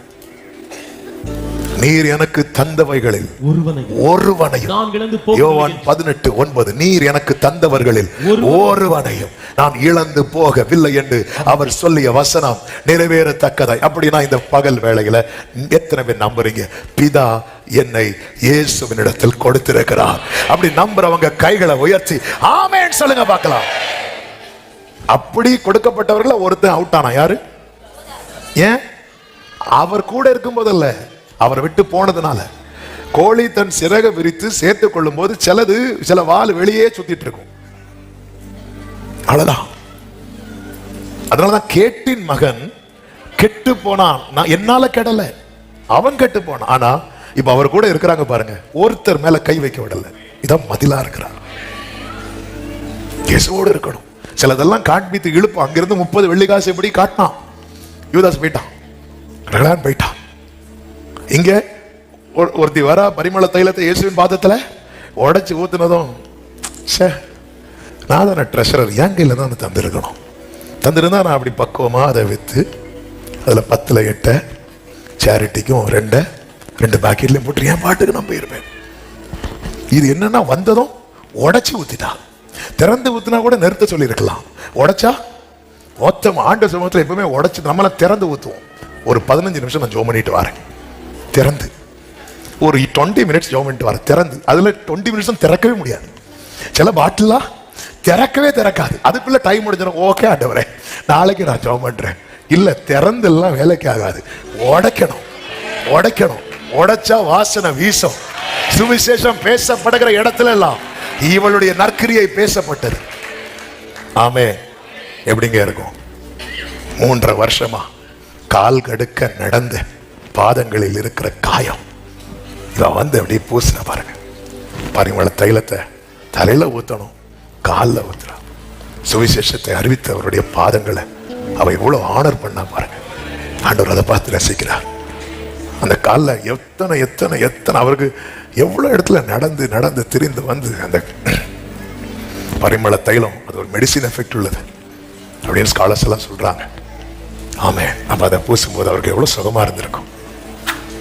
நம்முடைய ஆராதனைகள் ஜெபங்கள் எல்லாம் அவரை குளிர பண்ணட்டும். அவர் அப்படியே ரசிச்சுட்டு இருக்கும் போதுதான் ஒருத்தனுக்கு இருப்பு வரல.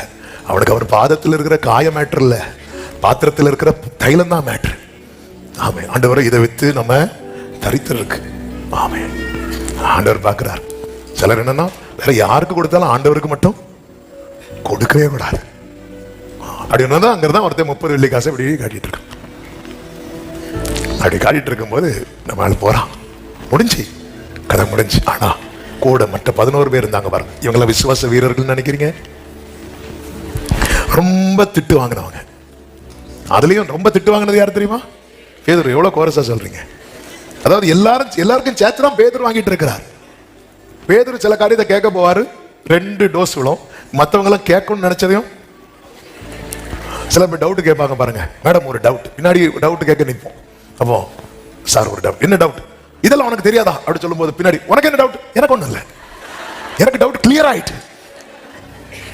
அதே போலதான் பேதுரு கடல்ல இறங்கியாச்சு. இறங்கினதும் 2 ஸ்டெப் எடுத்து வச்சோடனே யோவான்லாம் ரெடி ஆயிட்டார். அடுத்து நம்ம இறங்கணும். ஏங்க இது சரித்திரம் இல்லாங்க, இது பெரிய சரித்திரம் இல்ல. எல்லாம் ரெடியா இருக்கும் போது 2 ஸ்டெப் அப்படி உள்ள போனோம். ஐயோ ஆண்டவரே ஆண்டவரே, அற்ப விசுவாசியே, உனக்கு யோவான் உனக்கு வரணுமா? மொத்தத்துல எல்லாத்துலயும் திட்டு எல்லாம் வாங்கினோம். ஆனா இவங்க ஒருத்தரை கூட கர்த்தரை இழக்கல. ஏன் தெரியுமா? கர்த்தரை அவர்களுக்கு மதிலாக அவர்கள் வைத்திருந்ததுனால்.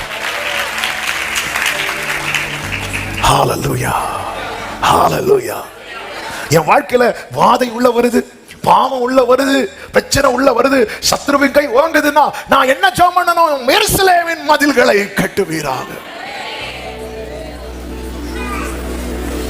ஆண்டவரே மதிலை கட்டுங்க. நீங்க மதில் கட்டிட்டீங்கன்னா சத்ருவுக்கு வர முடியாது. மதிலை கட்டுவீராக. 144வது சங்கீதத்திலே சங்கீதக்காரன் ஆமென் ஆண்டவரை எப்படி சொல்லுகிறான் பாருங்கள். 2வது வசனம் 144:2. அவர் என் தயாபரரும் என் கோட்டையும் என் கோட்டை, my fortress, my high tower. அதாவது உயர்ந்த அடைக்கலம்னா இந்த கோட்டை இருக்குல்ல, ஒவ்வொரு ஏரியாவில் பாதுகாப்பாங்க தெரியுமா? அந்த இடத்துல பெரிய டவரை வச்சிருப்பாங்க. எதுக்கு தெரியுமா? அங்கிருந்து கண்காணிக்கிறதுக்கு. யாராவது வாராங்களா போறாங்களான்னு. சகரியா 9:9 நினைக்கிறேன், அதுல சொல்லப்பட்டிருக்கிறது. 9:8 இந்த வசனத்துல அப்படியே கை வச்சுட்டு நீங்க எடுக்கணும் கூட இல்லை, நீங்க கேளுங்க. சேனையானது புறப்படும் போதும் திரும்பி வரும்போதும் என் ஆலயம் காக்கப்படும்படிக்கு அதை சுற்றிலும் பாளையம் போடுவேன். இனி ஒடுக்குகிறவன் அவர்களிடத்தில் கடந்து வருவதில்லை. காரணம், அதை என் கண்களினாலே பார்த்து கொண்டிருக்கிறேன். இதான் அப்படியே ஃபுல்லா வால் கட்டுவாங்க. அதான் பாளையம் போட்டுட்டு அதுல ஒரு டவர் கட்டுவாங்க. டவர் கட்டி அப்படி உட்காந்து அதில் காவல் காக்குறவங்கள வச்சிருப்பாங்க. யாராவது வர்றாங்களா? இந்த பழைய அரண்மனைகள்லாம் இருக்கும் பாருங்க, பேலஸ் எல்லாம் பார்க்க போனீங்கன்னா அதனுடைய வால்ல ஒரு ஏரியால அப்படி ஒரு பெரிய டவர் மாதிரி இருக்கும். ஏன்னா அதுக்குள்ள ஆட்கள் இருப்பாங்க, அப்படி பார்த்துட்டே இருப்பாங்க, கண்காணிச்சுட்டே இருப்பாங்க. தாவீது சொல்லுகிறார், நீர் என் கோட்டையும் என் உயர்ந்த அடைக்கலமும் என்னை விடுவிக்கிறவரும் சொல்லிட்டு எந்த காரியத்துக்கு தப்புவிக்க கேட்கிறான் தெரியுமா? 8வது வசனமும் 11வது வசனத்துல ஒரே காரியத்தை சொல்லுகிறான். அதுல 11 வாசிங்க. மாயை பேச பொய் இந்த எல்லைக்குள்ள வந்துடக்கூடாது, இந்த மாயை வந்துடக்கூடாது. அடுத்து கள்ளத்தனமான வலது கையும் உடைய அந்நிய புத்திரரின் கைக்கு என்னை விலக்கி ஆண்டவரது பொய்யும் கள்ளத்தனமும் உள்ள வராதபடி காத்துக்கொள்ளும். எல்லாரும் சொல்லுங்க பார்க்கலாம். அழகா சொன்னீங்க. அவன் வேறெல்லாம் சொல்ல சொன்னா அக்கினி மதில்னா அவ்வளவுதான், எரிஞ்சு சேர்ல தூக்கி ஹalleluya. ஆமென். பொய்யும் இதுக்கு மட்டும் நான் காக்கப்பட்டேன்னா அடுத்து தாவீது சொல்றார் பாருங்க 12வது வசனம். அப்பொழுது எங்கள் குமாரர் இளமையில் ஓங்கி வளருகிற விருட்ச கண்டுகளை போலவும் எங்கள் குமாரத்திகள் சித்திரம் தீர்த்த அரமனை மூலை கற்களை போலவும் காக்கப்பட வேண்டிய காரியத்துல நாம் காக்கப்பட்டா நம்முடைய தலைமுறை வாழ்ந்திருக்கும். நம்ம சொல்லுவோம் எல்லாம் உங்களுக்காக தான், எல்லாம் உங்களுக்காக தான். அப்பா ஏன்பா கள்ளத்தனம் பண்றீங்க? மகனே எல்லாம் உனக்காக தான்.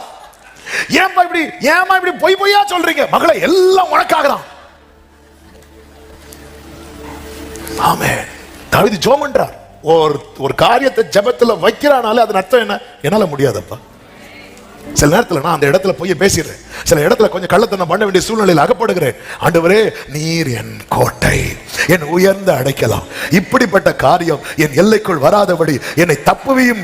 அப்படி மட்டும் நீங்க என்னை காப்பாற்றிட்டீங்கன்னா என் பிள்ளைங்க ஓங்கி வளருகிற விருட்ச கன்றுகளை போலவும் என் குமாரத்திகள் சித்திரம் தீர்த்த அரமனை மூலை கற்களை போலவும் இருப்பார்கள். அது மட்டும் இல்ல, அடுத்த வார்த்தை இருக்கிறது, எங்கள் களஞ்சியங்கள் சகலவித வஸ்துக்களையும் கொடுக்கத்தக்கதாய் இருக்கும். அதன் அர்த்தம் எல்லா தேவையும் சந்திக்கப்படுகிறதுக்கான காரியம் களஞ்சியத்தில் நிரம்பி இருக்கும்.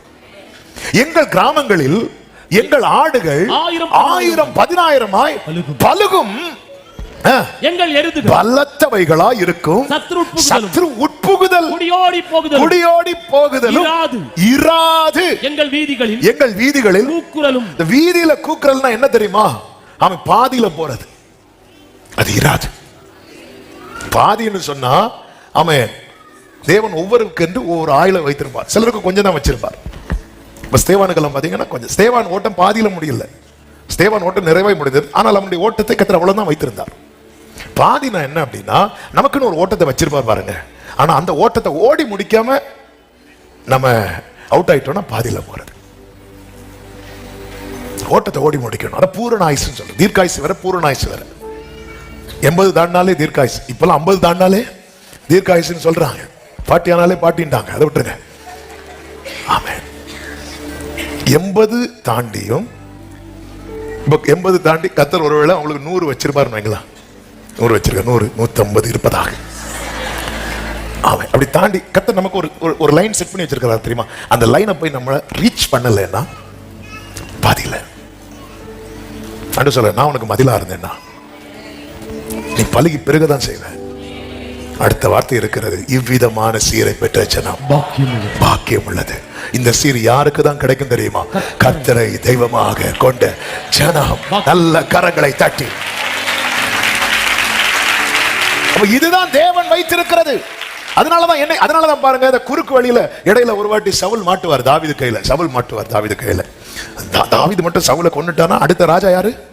தாவீது. அடுத்த நாளே உட்காரலாம். தாவீது காடு வனாந்தரம் குகைன்னு ஓடி அலைஞ்சிட்டு இருக்கிறார். இப்ப சவுல் கையில மாட்டினதும் தாவீது கூட இருக்க சொல்ல, ராஜாவை மாட்டிட்டான், போட்டுருவோம், போட்டா நம்ம அப்படியே உட்கார்ந்தலாம். அவனை தாவீது சொல்லுவார், இங்க பாருப்பா, அவர் காலம் நிறைவேறி அல்லது கர்த்தர் அவரை அடித்து அல்லது இவர் யுத்தத்தில் மாண்டு இப்படி ஏதாவது நடந்தால் ஒழிய நான் அவர் மேல் கை போடாதபடிக்கு கர்த்தர் என்னை காப்பாராக அப்படிங்கிறான். இதான் ஜெபம். இப்போ அவன் சொல்ல கை விறுவிறுன்னு வருது. ஆண்டவரே ஒரேடியா போட்டுறட்ட ஆண்டவரே. அப்படி தூங்கிட்டே இருக்கிற ஆண்டவரே, பில்லோ வச்சு அப்படியே. ஏன்னா இவனை துரத்திட்டே இருக்க ஆண்டவரே.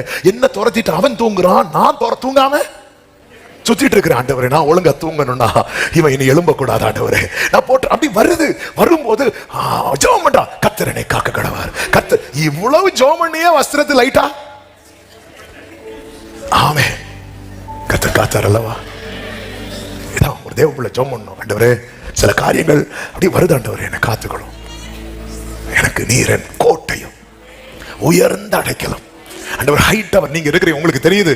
என் கண்களால் நான் அதை பார்த்து கொண்டிருக்கிறேன். இப்படி பாதுகாக்கப்படும் போது நம்முடைய வாழ்க்கை ஆசீர்வாதமா இருக்கும். நம்முடைய தலைமுறைக்கு நாம நல்லது செஞ்சிட்டு இருக்கிறோம். ஆமென். ஹல்லேலூயா. கொஞ்சம் யோசிச்சு பாருங்க, நம்ம பிள்ளைகளுக்கு நிறைய சேர்த்து வைக்கிறோங்க. அதால பிள்ளைங்களுக்கு ஒரு 5 காசுக்கு பிரயோஜனம் இல்லைன்னு வைங்களேன், அல்லது அதை அனுபவிக்கவே முடியாம போயிட்டுன்னு வைங்களேன். இது ஆசீர்வாதமா சாபமா? சாபத்துக்கு மேல ஏதாவது வார்த்தை உண்டுனா அது இல்ல. பிள்ளைங்க வந்து விருட்சங்களை போல. அதுக்கு ஒரே வழி கர்த்தர் மதிலா இருக்கணும். கர்த்தர் மதிலா இருக்கணும்னா சில காரியங்கள் உள்ள வராதபடி கர்த்தர் தடுக்க கர்த்தரிடத்துல மன்றாடணும். ஆமென் சொல்லுங்க பார்க்கலாம். ஆமென். கர்த்தர் மதிலா. ஆமென். ஏன் மதிலா இருக்கிறார்? ஒரு 5-10 நிமிடங்கள் கூட எடுத்துக்கொள்கிறேன், வேகமாய் முடிக்கிறேன் செய்தியை. கர்த்தருக்கு மகிமை உண்டாவதாக. அதே சகரியா 2வது அதிகாரம் 5வது வசனம் ஒரு விசை கூட வாசியுங்கள். நான் அதற்கு சுற்றிலும் அக்கினி மதிலா இருந்து அதன் நடுவில் மகிமையாக இருப்பேன் என்று கர்த்தர் சொல்லுகிறார். தேவன் நமக்கு மதிலா இருக்கிறதுக்கு ரீசனே அவர் நம்மில் மகிமைப்பட விரும்புகிறார். சத்தமா ஒரு ஆமென் சொல்லுங்க பார்க்கலாம்.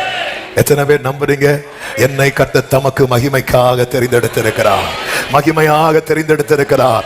அதனாலதான் குப்பையிலிருந்து நம்மை தூக்கி எடுத்தார்.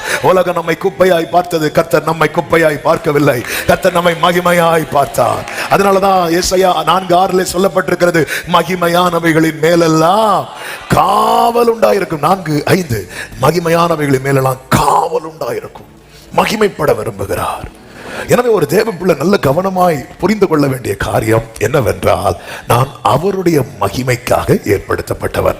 அவருடைய மகிமைக்காக ஏற்படுத்தப்பட்டவன் என்றால் என்ன அப்படின்னா, தேவன் ஆபிரகாமுக்கு தம்மை எல் ஷடாய் தேவனாய் வெளிப்படுத்தினார். மோசேக்கு தம்மை யெகோவா தேவனாய் வெளிப்படுத்தினார். ஆனால் பாபிலோனிலே தேவன் எல் ஷடாயை வெளிப்படுத்தவில்லை, யெகோவா தேவனாய் வெளிப்படுத்தவில்லை, தானியேலின் தேவனாய் வெளிப்படுத்தினார். அதாவது இன்னாருடைய தெய்வம். இதுதான் மகிமையா வைக்கிறது. ஸ்கூல்ல பேரண்ட்ஸ் டீச்சர்ஸ் மீட்டிங்கு பிள்ளைங்க பெற்றோரை கூட்டிட்டு போகும்போது டீச்சர்ஸ் சொல்லுவாங்க, இது யாரு? இன்னாருடைய அம்மா, இன்னாருடைய அப்பா. சில பிள்ளைங்க கூட பெற்றோர் வரவே மாட்டாங்க. என் மார்க் ஷீட் வாங்க எங்க அம்மாவை கூட்டிட்டு போக நான் பட்ட பாடு. அவங்க வரவே மாட்டேன்ட்டாங்க. ஆனா என் தம்பிக்கு கூட ஜாலியா போனாங்க. அது அப்படி இருந்து மார்க் ஷீட், அதான் விஷயம். அதை விட்டுருவோம். ஆமென். ஆனா சிலர் பாருங்க வரவே மாட்டாங்க, கூட்டிட்டு போக வரவே மாட்டாங்க. அப்ப தேவன் நம்ம எப்படி வைத்திருக்கிறார்னா, மகிமையா வைத்திருக்கும் போது அவருடைய நாமத்தை மகிமை குலைச்சல் ஆக்காதபடி நாம் வாழணும். கர்த்தர் மதிலா இருந்து பாதுகாப்பா இருந்து, கர்த்தர் மதில் கட்டிட்டார்ல, இனி சேஃபா. இங்கதான் ஒரு பெரிய வார்னிங் ஆவியானவர் பேசுகிறார். சங்கீதம் 80 அதனுடைய 8 முதல் 13 வரை உள்ள வசனங்களிலே, நீர் எகிப்திலிருந்து ஒரு திராட்சை கொடியை கொண்டு வந்து ஜாதிகளை துரத்திவிட்டு அதை நாட்டினீர், அதற்கு இடத்தை ஆயத்தப்படுத்தினீர், அது வேரூன்றி தேசமெங்கும் படர்ந்தது, அதன் நிழலால் மலைகளும் அதன் கிளைகளால் திவ்யமான கேதுர்களும் மூடப்பட்டது, அது தன் கொடிகளை சமுத்திரமட்டாகவும் தன் கிளைகளை நதிமட்டாகவும். அப்ப ஒரு காரியம் புரிந்து கொண்டீங்களா? கர்த்தர் வேலி அடைத்தார், கர்த்தர் மதிலா இருந்தால் நாம் குறுக மாட்டோம், நாம் பெருகி கொண்டே இருப்போம். அடுத்த வசனம் 12வது வசனம், இப்பொழுதோ வழி நடக்கிற யாவரும் அதை பறிக்கும்படியாக ஏன் தகர்த்து போட்டீர்? இத புரியல. நல்லா தான் போயிட்டு இருந்தது, நல்லா தான் வளர்ந்துட்டு இருக்கு, இப்ப ஏன் தகர்த்து போட்டீர்? ஆமென். வேதம் சொல்லுகிறது, கர்த்தருடைய புஸ்தகத்தில் தேடி வாசிங்கள், உங்களுக்கு தெரியும். ஏன் என்ற கேள்விக்கு பதில் தெரியணும்னா ஏசாயா 5வது அதிகாரம் அதனுடைய 1-2 வசனங்களை வாசிக்கும் போது நேசருடைய தோட்டத்தை குறித்து சொல்லப்பட்டிருக்கிறது. 2வது வசனம், அதை அவர் வேலி அடைத்து அதில் உள்ள நற்களை பொறுக்கி அதிலே நற்குல திராட்சை செடிகளை நட்டு அதன் நடுவில் கோபுரத்தை கட்டி அதில் ஆலையையும் உண்டு பண்ணி அது நல்ல திராட்சை பழங்களை தரும் என்று காத்திருந்தால் அதுவோ கசப்பான பழங்களை. ஆண்டவர் என்னெல்லாம் செய்தாராம்? வேலி அடைத்து கற்களை பொறுக்கி நற்குல திராட்சை செடிகளை நற்கிரியைகள் எல்லாம் நம்மள துவங்கினார். அது நடுவில் ஒரு கோபுரத்தை எதுக்கு கட்டினார்னு சொன்னேன்? யாராவது உள்ள பாதுகாக்க ஹை டவரை கட்டி அவர் காவலாளியா இருக்கிறார், பாதுகாவலரா இருக்கிறார். நல்ல சேஃபா நம்ம கொண்டு வந்து சில தட்டு முட்டுகள்லாம் எல்லாத்துக்கும் விலக்கி எடுத்து பாதுகாத்து கொண்டு வந்தா நல்ல திராட்சை பழங்களை தரும் என்று காத்திருந்தார். அதுவோ கசப்பான பழங்களை தந்தது. ஆண்டவர் சொல்லுகிறார் 4வது வசனத்துல, நான் என் திராட்சை தோட்டத்துக்காக செய்யாத எந்த வேலையை நீ செய்யலாம், அது நல்ல திராட்சை பழங்களை தரும் என்று நான் காத்திருக்க அது கசப்பான பழங்களை தந்தது என்ன? நம்முடைய கேள்வி, ஏன் ஆண்டவரே இந்த வேலையை எடுத்து போட்டீங்க? ஆண்டவருடைய கேள்வி, ஏன் நீ எனக்கு கசப்பான பழத்தை தந்த? கேள்விக்கு பதில் கேள்வியே வைக்கிறார். ஏன் ஆண்டவரே இதை அனுமதிச்சீங்க? ஆண்டவர் ஏன் நீ கசப்பான பழத்தை தந்த? அதான் அந்த ஜெபம் ரொம்ப முக்கியம். சீயோனுக்கு உமது பிரியத்தின்படி நன்மை செய்வீராக. அதன் அர்த்தம் என்ன? கர்த்தர் யாருக்கு மதிலா இருக்கிறாரோ அவர்கள் வாழ்க்கையில தேவ சித்தம் பூரணமாய் நடக்கும். அதுக்கு தான் ஒப்பு கொடுக்கணும். ஆண்டவருடைய சித்தம் என் வாழ்க்கையில், ஆண்டவர் என் பிரியத்தின்படி அல்ல, என் விருப்பத்தின்படி அல்ல, உமது பிரியத்தின்படி. கெத்செமனே தோட்டத்தில் இயேசு ஜெபிக்கும் போது ஆண்டவர் எல்லாம் செய்ய உம்மால் கூடும். பிதா கிட்ட சொல்றார், நீங்க நினைச்சா என்ன வேணாலும் மாற்ற முடியும், ஆனாலும் இந்த பாத்திரம் என்ன விட்டு நீங்க கொடுமானால் நீங்கும்படி செய்யும். ஆகிலும் என் சித்தத்தின்படி அல்ல, உங்க சித்தம். ஆமென். அதாவது நேசர் விரும்புகிற கனி கொடுத்துடணும். அதுதான் நம்முடைய போக்கஸா இருக்கணும். நிறைய பேர் வந்து போவார்கள், ஆனா ஒன்றை நாம் அவருடைய பாதுகாப்புல இருக்கிறோம். அவருடைய எதிர்பார்ப்பை நிறைவேற்றல, அவர் வேலையை எடுத்துட்டார். வேலி எடுத்ததும் என்ன ஆகுது? 6வது வசனம், அதை பாழாக்கி விடுவேன், அதன் கிளை நறுக்கப்படாமலும் களை கொத்தி எடுக்கப்படாமலும். நல்ல கவனமா கேளுங்க. கர்த்தர் எனக்கு மதிலா இருப்பதின் அடையாளம் என்ன தெரியுமா? என் லைஃப்ல கரெக்ஷன்ஸ் இருந்துட்டு இருக்கும். கிளை நறுக்கப்படுது. என் லைஃப்ல இந்த கரெக்ஷனே இல்லைன்னு வைங்களேன், மதில் இல்லைன்னு அர்த்தம். முள்ளு வளர ஆரம்பிச்சிட்டு, முள்ளு வளர்ந்துட்டுனா நம்ம சின்ன சின்ன காரியத்தை கூட ஹெவியா கவலைப்படுவோம். மாட்டாள போல ரொம்ப கவலைப்பட்டுட்டே இருப்போம். ஏன்னா முள்ளு வளர்ந்துட்டுல. எப்படி முள்ளு வளர்ந்துச்சு? கரெக்ஷன்ஸ் இல்லை. ஒரு காலத்துல ஈஸியா விட்ட காரியம்லாம் இன்னைக்கு நமக்கு ரொம்ப கவலையா இருக்குல்ல. உலக கவலை, நிறைய கவலைகள் வந்துட்டுல. நினைச்சு ஏன்னா முள்ளு ரொம்ப வளர்ந்துட்டு. சின்னதா இருந்துச்சு, அப்போ வேலைக்குள்ள இருந்ததுனால அவர் கரெக்ட் பண்ணிட்டு இருந்தார். முள்ள வார வெட்டி விட்டுட்டே இருந்தார். சாட்டர்டே ஒரு கவலை இருக்கும், சண்டே வந்து அந்த கவலை மாறிடும். கொஞ்ச நாளைக்கு அது ஓடும். திருப்பி அந்த முள்ள அப்படி எழும்பும் போது கவலை அப்படி, ஆண்டவரே ஒரு மாதிரி கஷ்டமா இருக்காண்டவரே, உடனே முள்ள வெட்டுவாரு. இது போயிட்டு இருந்து, இந்த கரெக்ஷன்ஸ் போயிட்டு இருந்து. ஆமென். ஆனா இந்த லைஃப்ல கரெக்ஷன் என்னைக்கு இல்லாம ஆச்சுதோ, முள்ளு வளர ஆரம்பிச்சிட்டு, படர ஆரம்பிச்சிட்டு. இன்னைக்கு எதை நினைச்சாலும் கவலை. வெயில் அடிச்சா கவலை, மழை பெஞ்சா கவலை, முடி வெளுத்தா கவலை, டை அடிச்சா ஓவரா அடிச்சுட்டோமே கவலை, எதுக்கு எடுத்தாலும் கவலை. மொத்தத்துல கவலை. ரீசன் என்ன? நீங்க ரொம்ப கவலைப்படுறீங்கன்னா ரொம்ப முள்ளு படந்துட்டுன்னு அர்த்தம். ரொம்ப இயேசு வீட்டுல இருக்கிறார், வருந்தி இயேசுவை வீட்டுல கூட்டு உட்கார வச்சுட்டு இருந்து கவலைப்பட்டுட்டு இருக்கு. ஆண்டவர் மைண்ட் பண்ணவே இல்லை. ஏன்? முள்ளு, ரொம்ப முள்ளு வளர்ந்துட்டு நம்ம லைஃப்ல. ரீசன் என்ன? மதில் போயிட்டு. ஏன்? எதிர்பார்ப்ப நிறைவேற்றல. ஆவியானவர் சபைகளுக்கு சொல்லுகிறதை காதுள்ளவன் கேட்க கடவுள். எருசலேமுக்கு ஆண்டவர் போவார் பாருங்க. லூக்கா 19வது அதிகாரம் 41 அவர் எருசலேமுக்கு சமீபமாய் வந்த போது நகரத்தை பார்த்து அதற்காக கண்ணீர் விட்டு அழுது, உனக்கு கிடைத்த இந்த நாளில் ஆகிலும் உன் சமாதானத்தை கேட்டவர்களை நீ அறிந்தாயானால் நலமாயிருக்கும். இப்பொழுது அவைகள் உன் கண்களுக்கு மறைவாய் இருக்கிறது. உன்னை சந்திக்கும் காலத்தை நீ அறியாமற் போனபடியால் உன் சத்துருக்கள் உன்னை சூழ மதில் போடுவார்கள். சத்துரு மதில் போட்டா என்னாகுமா? உன்னை வளைந்து கொண்டு எப்பக்கத்திலும் உன்னை. நல்ல கவனிங்க, கர்த்தர் மதிலா இருந்தால் நாம் வளருவோம். சத்துரு மதில் போட்டான்னு வைங்களேன், நம்ம கதை முடிஞ்சுன்னு அர்த்தம்.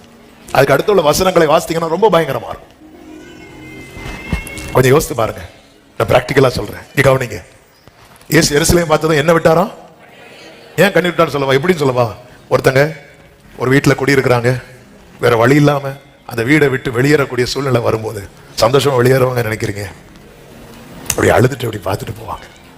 சில பாருங்க, இந்த லோன்லாம் கட்ட முடியாம வீடு ஜப்தி இந்த மாதிரிலாம் வரும்போது அப்படி ரத்த கண்ணீர் தான் வடிப்பாங்க. ஏன்னா தன்னுடையது, என்னுடையது என் கைவிட்டு போகுது. அந்த அழுகதான் இயேசு. அப்படி பார்த்து அப்படி அழுறாரு. கைவிட்டு போகுது, கைவிட்டு போகுது. ஏன்? உன்னை சந்திக்கும் காலத்தினை அறியல. எப்போ அந்த சாப்டர் அப்படி மாறுதோ, சத்ரு உடனே என்ன பண்றான் தெரியுமா? காம்பவுண்ட் கட்டிட்டான். சில லேண்ட் பிரச்சனை வரும் பாருங்க, நைட்டோட நைட்டா என்ன பண்ணுவாங்க தெரியுமா? காம்பவுண்ட் கட்டிடுவாங்க. காம்பவுண்ட் கட்டுனா அதுக்கப்புறம் கேஸ் ஆகி பாட்டாகி அது கொஞ்சம் காலம் ஆகும். அதுக்குள்ள உள்ள எல்லாமே நம்ம லைஃப்ல சத்ரு காம்பவுண்ட் மட்டும் கட்டிடக்கூடாது. கட்டிட்டானா, அதாவது கண்ணீரை துடைக்கிறவரே கண்ணீர் விட்டுட்டு போயிட்டாருன்னா அது எவ்வளவு பரிதாபமான நிலைமை பாருங்க. கண்ணீர், அவர் வந்ததே கண்ணீரை துடைக்க. அவர் எல்லா முகத்தில் உள்ள கண்ணீரையும் துடைப்பார். ஆனா எருசலேம் எப்படிங்க இருக்கும்? ஒரு வீட்டுல நம்ம ரொம்ப திடீர்னு நம்மளை வந்து இல்ல இது உங்களுக்கு இல்லை அப்படின்னு ஆகும்போது அப்படி ஒரு வழியில அவர் போறார். அந்த எருசலேம் வந்து அப்படி கண்ணீர் விட்டுட்டு, அவ்வளவுதான் உன் சீன் முடிஞ்சுட்டேப்பா, கர்த்தர் மதிலை கட்டினார் நம்ம வாழ்ந்திருப்போம். சத்துரு மதிலை கட்டினார் நம்ம வாழ்க்கை இல்லை. அதனாலதான் தாவீதை போல சீயோனுக்கும் அது பிரியத்தின்படி நன்மை செய்யும். எருசலேமின் மதில்களை கட்டுவீராக. உங்க வாழ்க்கையில் அலங்கம் இடிக்கப்பட்டிருக்கா? அலங்கம் இடிக்கப்பட்டது. சத்துரு மதில் போடுவதற்கு முன்பதாக அலங்கத்தை கட்டி எழுப்ப கர்த்தருடைய சமூகத்தில் விட்டு கொடுங்கள். ஆண்டவரே, கசப்பான வாழ்க்கை வாழ்ந்தது போதும்பா, உமக்கு பிரியமானதை செய்ய எனக்கு கட்டுத்தார். எல்லாரும் எழுந்து நிற்கலாம். ஒரே ஒரு நிமிஷம் கண்களை மூடி உங்க வலது கரத்தை உயர்த்து உங்க இடது கரத்தை இருதயத்தில் வைத்து, ஆண்டவரே, என் மதில்களை போதும் உமக்கு முன்பாக தானே இருக்கிறது. ஆண்டவரே, சத்துரு உட்புகுதல் இராதபடி மதில்களை கட்டுவீராக. மதில்களை கட்டுவீராக. மதில்களை கட்டுவீராக. ஒரே ஒரு ஜெபம் பண்ண முடியுமா? ஒரே ஒரு ஜெபம் பண்ணுங்க.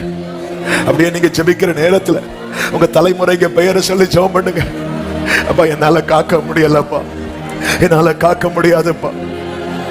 ஆண்டவரே, நீர் அக்கினி மதிலா இருப்பீராக. உங்க பிள்ளைங்க பெயரை சொல்லி ஜெபம் பண்ணுங்க. வாலிபர்களே, உங்க எதிர்காலத்துக்காக ஜெபம் பண்ணுங்க. அக்கினி மதிலா இருப்பீராக. ஆண்டவரே, சோதோம் பட்டணத்தாருக்கு குருட்டாட்டம் பிடிக்க வைத்து லோத்தை பாதுகாத்தது போல பாவம் நெருங்காதபடி வாலிப பிள்ளைங்க ஜெபம் பண்ணுங்க. பாவம் நெருங்காதபடி என்னை பாதுகாப்பீராக. பாதை கூடாரத்தை அணுகாதபடி என்னை பாதுகாப்பீராக. சத்துரு தொடர்ந்து பிடிக்காதபடி, சத்துரு சேராதபடி என்னை பாதுகாப்பீராக. சூழ்நிலை மேற்கொள்ளாதபடி என்னை பாதுகாப்பீராக. மனிதர்கள் என் வாழ்க்கையில மனுஷங்களுடைய டாமினேஷன் இருக்க கூடாதுப்பா. மனுஷங்களுடைய டாமினேஷன் இருக்க கூடாதுப்பா. ஹல்லேலூயா, ஆமென். ஒரு நிர்பந்தமான நிலையில தள்ளப்படக்கூடாதுப்பா. நீர் மதிலா இருப்பீராக. நீர் மதிலா இருப்பீராக. நீர் மதிலா இருப்பீராக. Jesus, Jesus. பிரியமானவர்களே, எங்களோட செய்தி ஒரே லைன்ல சொல்லிடுறேன். கர்த்தர் மதிலா இருந்தா நீங்க தலைமுறை தலைமுறையா வளருவீங்க. சத்துரு மதில் போட்டான்னா ஒண்ணுமே இல்லாம ஆயிரும்.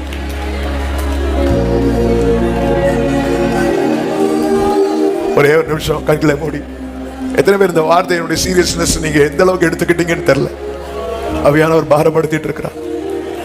அப்படி ஒரு நிலைமை வந்துடவே கூடாது. சத்துரு மதில் போடக்கூடாது. தகப்பனே, சபையை உம்முடைய கரத்தில் தருகிறேன். சமீபத்தில் தூரத்தில் இருந்து கேட்கிற பார்க்கிற அத்தனை பேரையும் உடைய கரத்தில் தருகிறேன். சத்துரு பாளையம் போடக்கூடாது. சத்துரு மதில் போடக்கூடாது. சத்துரு மதில் போடக்கூடாது. அப்படி போடப்பட்ட எரிகோ மதில்கள் கீழே விழுவதாக, கீழே விழுவதாக. கர்த்தர் மதிலா இருப்பீராக. கர்த்தர் மதிலா இருப்பீராக. கர்த்தர் மதிலா இருப்பீராக. ஆளுகை செய்யும், ஆளுகை செய்யும். சீயோனுக்கு உமது பிரியத்தின்படி நன்மை செய்யும். எருசலேமின் மதில்களை கட்டுவீராக. பரிசுத்த பிதாவே, நல்ல தகப்பனே, நன்றி நிறைந்த இருதயத்தோடு உம்மை துதிக்கிறோம். உங்க கிருபை பெரியது. எங்களோடு பேசினீர், உணர்த்தினீர், எச்சரித்தீர். எங்க வாழ்க்கையில சத்துரு மதில் போடாதவள் அநேகர் கண்ணீரோடு நிக்கிறாங்கப்பா. எனக்கு கர்த்தர் தெளிவாய் பேசிட்டான். என் குடும்பத்துக்காக நான் மட்டும்தான் அழுறேன். ஆண்டவர் சொல்றார், உங்க ஒருத்தங்க கண்ணீர் போதும். உங்க ஒருத்தங்க கண்ணீர் போதும். உங்க ஒருத்தங்க கண்ணீர் போதும். கர்த்தர் மதிலை கட்டி எழுப்புவார். அக்கினி மதிலாக இருப்பார். கர்த்தர் ஆசீர்வதிப்பாராக. தகப்பனே, நன்றி. மட்டும் பொறுப்படுத்தி நடத்தின எல்லா கிருபைகளுக்காய் நன்றி. பிள்ளைகளை ஆசீர்வதி, மதிலாயிருந்து காத்துக்கொள்ளும். ஒவ்வொருவருக்கு நன்மையாய் ஆசீர்வாதமா இருக்க கிருபை செய்யும். எல்லா மகிமை கனம் ஸ்தோத்திரங்களும் ஒருவருக்கே செலுத்துகிறோம். இரட்சகர் இயேசுவின் நாமத்தில் பிதாவே, ஆமென். சேர்ந்து சொல்லுவோம். என் ஆத்துமாவே கர்த்தரை ஸ்தோத்திரி, முழுவதுமே அவருடைய பரிசுத்த நாமத்தை ஸ்தோத்திரி. என் ஆத்துமாவே கர்த்தரை ஸ்தோத்திரி, கர்த்தர் செய்த சகல உபகாரங்களை மறவாதே. ஆமென்.